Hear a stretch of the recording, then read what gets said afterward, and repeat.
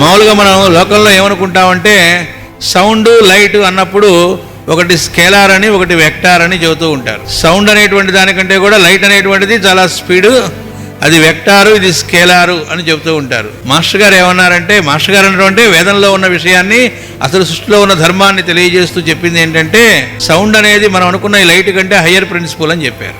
అదేంటండి క్వైట్ ఆపోజిట్గా సైంటిస్టులు కనిపెట్టిన దానికి కాదని అంటే వీళ్ళు ఇంకా అక్కడ దాకా రాలేదని అర్థం అని చెప్పారు.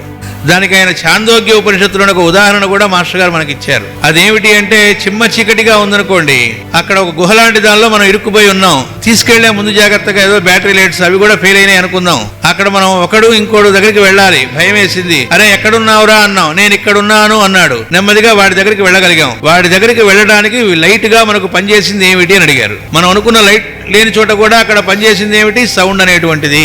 కాబట్టి అది ఇంకా హయ్యర్ ప్రిన్సిపల్ అని చెప్పారు. ఇంకా తమాషా ఏంటంటే, మనం లైట్ సౌండ్ డెఫినేషన్ చెప్పమన్నాం అనుకోండి, ఫిజిక్స్ లో ఫార్మ్ ఆఫ్ ఎనర్జీ అని చెబుతాం, దానికి ఫార్మ్ ఆఫ్ ఎనర్జీనే చెబుతాం, దీనికి ఫార్మ్ ఆఫ్ ఎనర్జీనే చెబుతాం. మరి రెండు ఎనర్జీ యొక్క ఫార్మ్స్ అన్నప్పుడు రెండు ఒకటే అయి ఉండాలిగా, రెండు ఎలా ఒకటవుతాయండి అంటాం. మళ్ళా నెక్స్ట్ మాస్టర్ గారు చెబుతారు, ఇంటర్ కన్వర్టబిలిటీ అనే దాకా ప్రస్తుత సైంటిస్టులు వచ్చారు, డాప్లర్ ఎఫెక్ట్ వీటి వరకు వచ్చారు.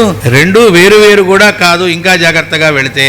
మాస్టర్ గారు అసలు వేదంలో ఉన్న డెఫినేషన్ ఇచ్చారు. వాట్ ఈజ్ లైట్ అంటే, డార్క్నెస్ ఈజ్ లైట్ అని చెప్పి. ఏంటంటే ఆపోజిట్ చెప్పి దాని డెఫినేషన్ అంటారేంటండి అంటే, మరీ ఎక్కువ వెలుగు అయితే అది మనం చూడలేక చీకటి అంటున్నా అంట. దానికి మాస్టర్ గారు చెప్పిన ఉదాహరణ ఏంటంటే, మనకు కూడా అనుభవంలో ఉండే ఒక ఉదాహరణ ఇచ్చారు. అప్పుడేగా అర్థమయ్యేది. మ్యాట్ని సినిమాకి వెళ్ళాంట, సినిమా హాల్లో మొత్తం మూసేసి చీకట్లో కదా సినిమా చూసేది, ఇంటర్వెల్ వచ్చిందిట. వీడు బయటకు వచ్చాట, ఒక్క క్షణం బయటకు వచ్చేప్పుడు బయట బాగా ఎండ వెలుగుంటుంది కదా, ఒక్క క్షణం ఏం కనబడదట. అంటే వీడి వీడు ఉన్న చీకటిలోంచి అక్కడ పెద్ద వెలుగులోకి వచ్చేప్పుడు ఎలా కనబడింది, లైట్ గా కనబడలే, ఒక్క క్షణం చీకటిగా కనబడింది. అంటే పెంచీకటి అన్నారు. బాగా ఎక్కువ చీకటిగా ఉన్నదాన్ని ఏమంటారంటే అదిట అసలు లైట్ అనేది. అది మనం చూడలేం కాబట్టి చీకటి అంటున్నాడు, అందులో డార్క్నెస్ ఈజ్ లైట్ అన్నారు. మరి వాట్ ఈజ్ సౌండ్ అంటే మాస్టర్ గారు దానికి కూడా సైలెన్స్ ఈజ్ సౌండ్, వేదంలో ఉన్న డెఫినేషన్ ఏంటంటే ఇది కూడా అలా చెప్పారు.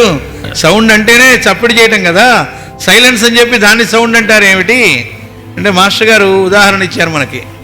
కదలకుండా ఉన్న ఒక చెరువు ఉందనుకోండి, స్టిల్ లేక్ అంటాం కదా, దానిలో ఉన్నటువంటి మనం ఒక రాయి వేసాం, తరంగాలు రిపిల్స్ అవి వచ్చినాయి. ఆ వచ్చినప్పుడు మాస్టర్ గారు అన్నది ఏమిటంటే, వాటినే కాసేపు శబ్ద తరంగాలు అనుకో అన్నారు. మరి శబ్దం ఏది అన్నారు. ఆ రాయి వేయకముందు ఉన్నదాన్ని శబ్దము అన్నారు. అంటే ఆ నిశ్శబ్ద మౌనం ఏదైతే అనుకుంటున్నామో సైలెన్స్ అని, దాన్ని బ్రేక్ చేస్తే వచ్చిందని సౌండ్ వైబ్రేషన్స్ అంటారు.